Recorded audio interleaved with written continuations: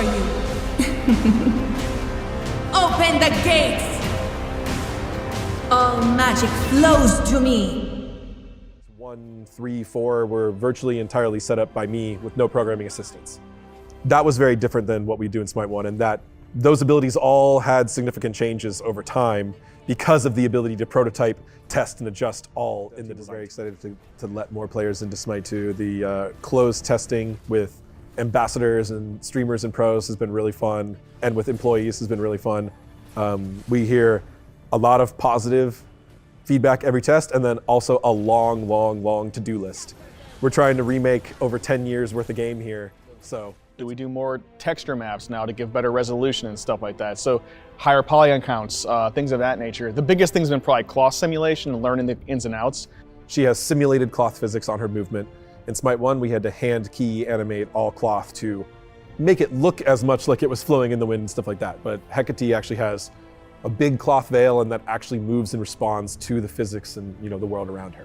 There's some clear out-of-the-box gains. We get to see cloth simulation live in the fly. We can update something in the editor and see it while we're playing in editor, see it update immediately. She kind of has a twist on the interact feature.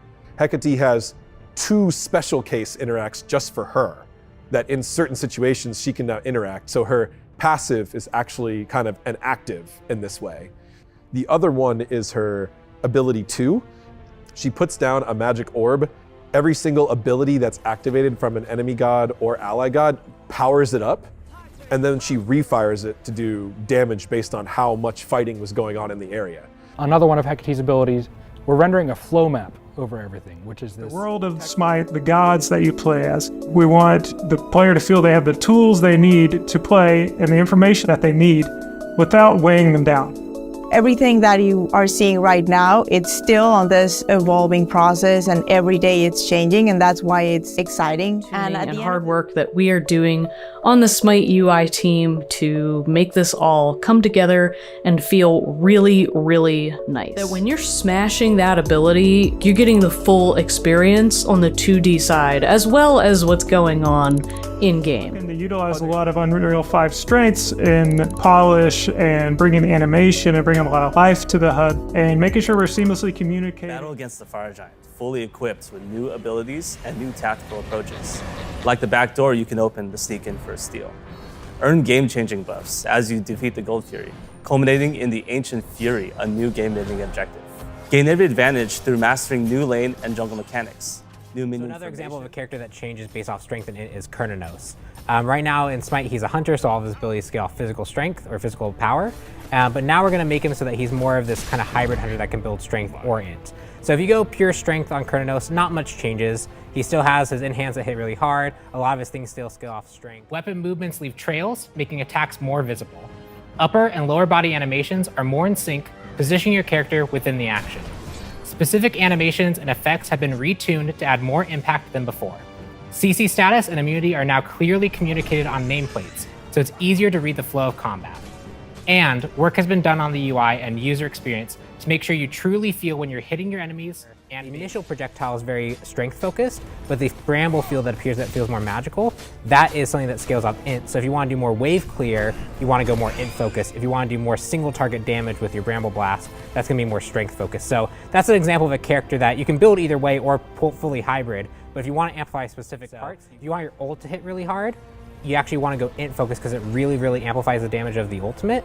It also means that the summer damage, the one that does the extra on-hit damage, you'll actually take whichever of your stat is highest and use that and change the damage profile from physical. There's a lot of different active effects that you can bring to your team, such as there's a mushroom that you can place on the ground that heals your whole team. There's an item that knocks people away. And there's even one that actually stasises the whole team, friendly and enemy, that actually can really shift a team fight. So these are really powerful effects. Depth of strategy and tactics that you can only find in a 3-lane MOBA.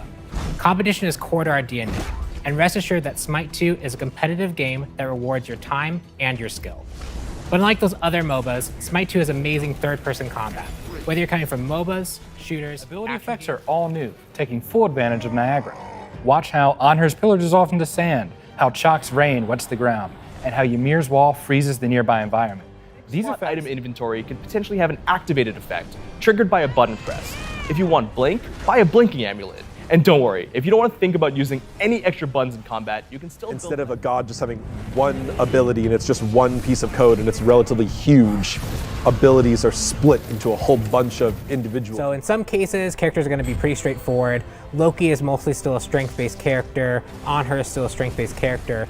But when we look at his abilities and he has a lot of physical-based attacks, we can do a lot of different strength and int scaling there. We can do that to make it so that you have a more in-hand focused build with strength, a more ability-focused build with your intelligence scaling, or we can also augment different parts that you didn't want to scale before, because if it scaled off of your power, your physical power, it would just get stronger. So if you want to go a more passive route, or if you want to go a more stat-stick route, you want to focus on just making your character as strong as possible, you can still go those item builds. The choice is yours there. And that lets We're not expecting everyone to have super high APM and execute a whole bunch of keybinds to be successful in Smite 2, but there are extra tools available for you if you want building the kind of intuitive way that you might expect to. You want strength, you start building strength, and at the end of that, you'll have an item that actually does what it has a whole bunch of active effects that can really round out weaknesses in their team. We want to make sure that that's something that players can easily grab onto. Don't worry, just build a bow, and every single item with attack speed can be built out of that bow. And you'll have more creative builds than ever before. Gods are no longer just magical or physical. Each god will now have two different sources of power, strength and intelligence. Different abilities within each god's kit will scale differently, and all gods will be able to build all items. Face Punch Ymir with crit is back. Hunters that used to do it all like Kurnanos now will need to build int in order to increase damage on certain abilities, like his polymorph. And new hybrid utility. Rather than having the mace tree that builds into 4 mace items, you now have an axe. And this axe is the core component for all strength items that exist in the game. And so when you hit that button, you'll see a whole bunch of builds into, and that's how you determine what stats you want to go. So if you aren't sure exactly what you want in Smite 2, you can build an axe knowing that you want strength, and then maybe you want to get some attack speed. So you build a bow to give you some attack speed. Well, now you can see that you have those 2 items in your inventory. You can see what they build into, and that'll naturally kind of guide you to the item is all your characters can build both. There's no item restriction, so there's no, you're only building physical power items or only magic power items. You can build all strength and intelligence items. There's a few other minor changes, like lifesteal is now a global stat that affects everything, as well as CDR is now CDR again, but it's not a percentage, it actually modifies your cooldown exponentially as it gets higher. But also, if that's not what you want to go for, you want to give that customization so you can choose that own level of kind of active choice. Leverage that. So Chalk is a great example of a character who, if you want to get in there, swing your axe and do a whole bunch of damage,